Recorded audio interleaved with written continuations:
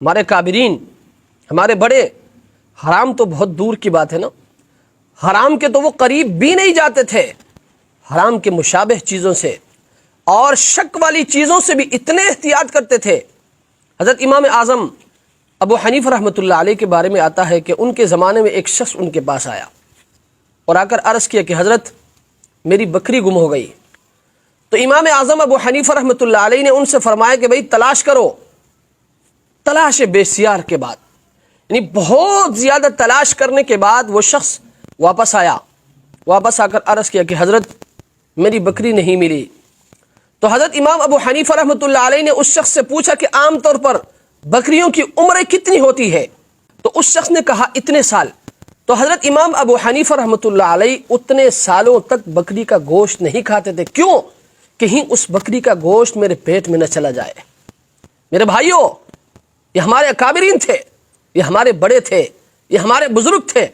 ایک بزرگ کے بارے میں آتا ہے کہ وہ مسجد نبوی کے صحن سے گزر رہے تھے، اس کے جیب سے کچھ دینار گر گئے۔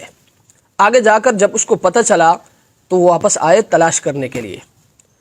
جب واپس آئے تو انہوں نے دیکھا کہ ایک جگہ میں کچھ دینار پڑے ہوئے تھے اور وہ انہی کے تھے، لیکن اچانک پھر دل میں خیال آیا کہ ہو سکتا ہے یہ دینار کسی اور کا ہو۔ نہیں اٹھایا، واپس چلے گئے۔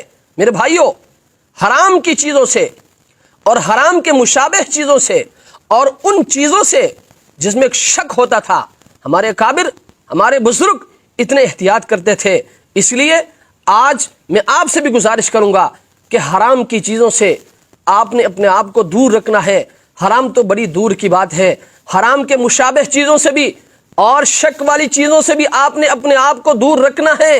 اور یاد رکھیں، اگر حرام کا ایک لقمہ بھی آپ کے منہ میں چلا جاتا ہے نا، آپ کے پیٹ میں چلا جاتا ہے نا، تو یاد رکھیں 40 دن تک آپ کی کوئی عبادت قبول نہیں ہوتی، کوئی نماز قبول نہیں ہوتا، کوئی روزہ قبول نہیں ہوتا، کوئی دعائیں آپ کی قبول نہیں ہوتی۔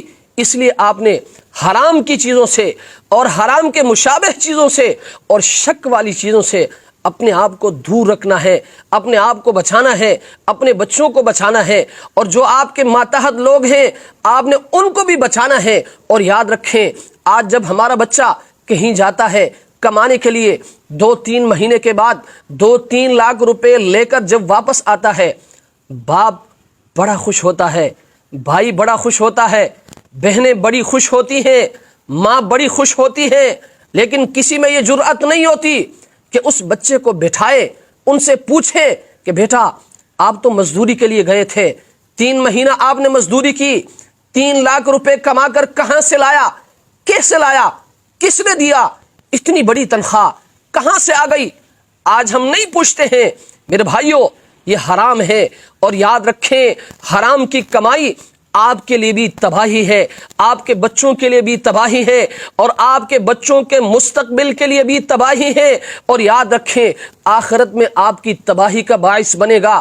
اس لیے جب بھی آپ کا بچہ کم وقت میں زیادہ پیسے کما کر لاتا ہے اور آپ کو شک ہو تو آپ ضرور انہیں بٹھائیں، ان سے پوچھیں کہ بیٹا یہ پیسہ آپ نے کہاں سے لایا؟ اتنے کم وقت میں اتنا زیادہ پیسہ آپ نے کیسے کمایا؟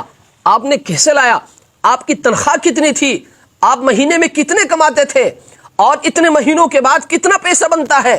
کہیں ایسا نہ ہو کہ آپ کا بچہ حرام کمائے اور حرام کما کر آپ کے گھر میں لائے، انہی پیسوں سے آپ چیز خریدے